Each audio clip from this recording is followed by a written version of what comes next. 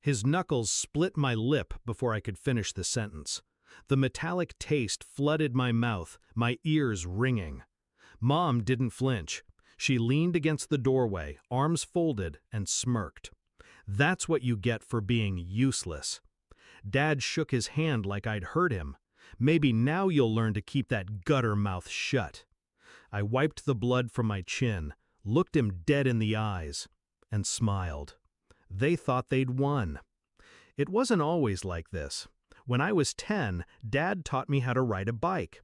He ran alongside me until I was steady, his voice loud with pride.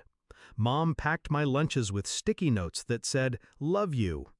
But things change, slowly, then all at once. By the time I was 15, praise turned to orders. Orders turned to insults. Insults turned to fists. My report cards stopped mattering. My dreams stopped mattering. And in this house, pain became a form of punctuation. The breaking point came on a Tuesday night.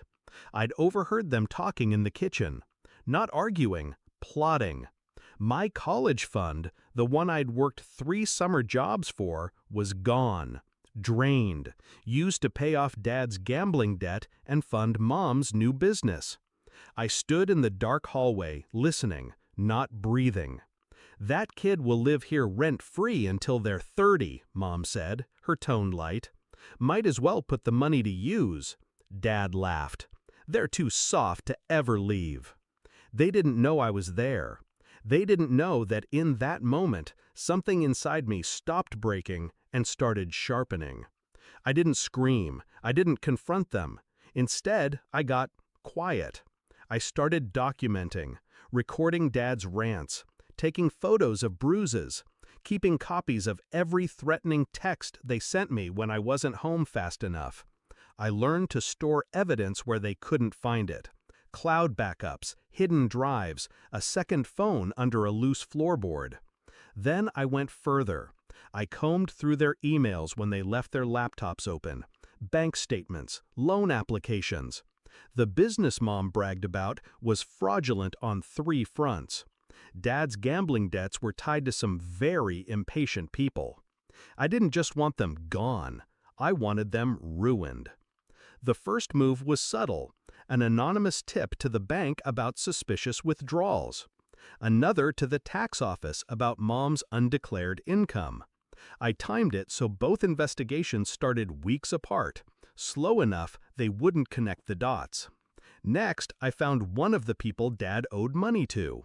I didn't threaten, didn't beg.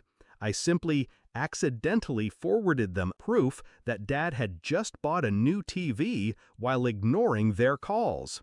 I knew exactly what that would trigger. Then came the social piece. Screenshots of their texts to me, mocking, cruel, leaked to extended family under a fake number. The image of the perfect couple began to crack. The night it all collapsed, I was sitting at the kitchen table, eating cereal, calm. The front door slammed open. A man I didn't recognize stepped inside, shouting Dad's name. Mom's phone rang non-stop. Another call from the bank. Another from a federal investigator. I didn't move. I just watched. Dad's face drained. Mom started crying, voice pitching high like she could talk her way out of reality. When the man left, promising to be back for what's owed, I finally spoke.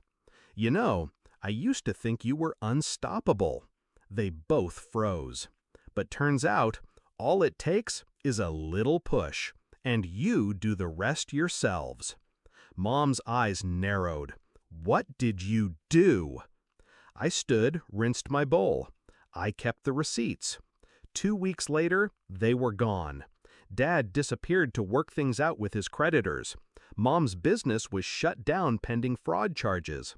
Their house, my prison, was seized to cover debts. I was 18, free, and holding enough evidence to make sure neither of them could crawl back. People ask me if I miss having parents. I tell them the truth. I miss the idea of them. But the reality?